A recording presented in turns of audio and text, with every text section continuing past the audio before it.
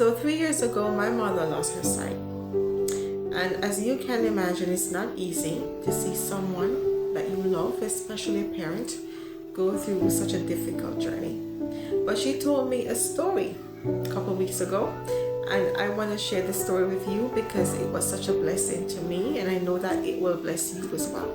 So here's the story. She was in her room all by herself, and she was looking for her slipper.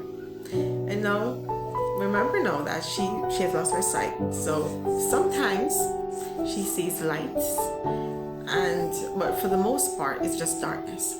And so she was in her room all by herself looking for her slipper. And she was like, wonder where could my slipper be? Where did I put it? You know? And as she was just lamenting in her heart, like, where could my slipper be? Her eyes opened and she saw her slipper and she put it on her feet. And after that, her eyes got back dark again. And so while she was telling me the story, it was such a happy moment because I was like, that is a miracle, you know? And it was a testament that Christ is, you know, he's with us, you know, he will never, no matter the situation, he will not forsake us.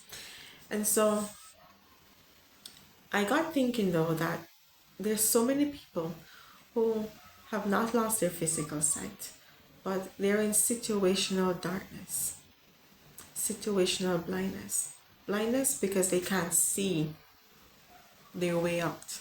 Just the same way she could not find her slipper, they can't see their way out. It's a possibility that you don't know where the next bill or how the next bill is going to be paid or how the next grocery is going to be bought. You might not know how the next rent or mortgage is going to be paid. You just don't know your way out.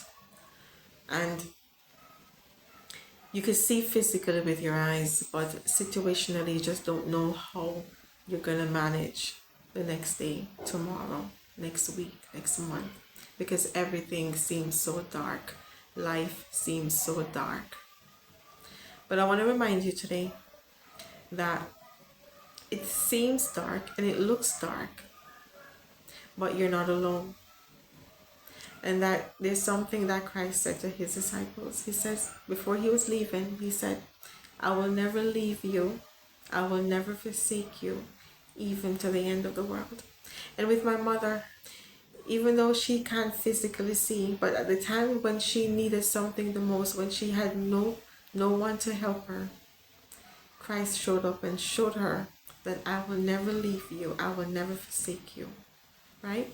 And so something as simple as a slipper, right? If God could just find, if he loves her so much that something as simple as just a slipper.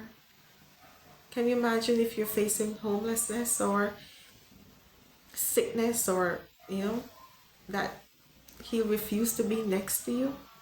He'll refuse to hold you. He'll refuse to comfort you. And so whatever you're facing today, whatever situational darkness it is, I want you to hold on to the reality that you're not alone. That he will never leave you. That he will never forsake you.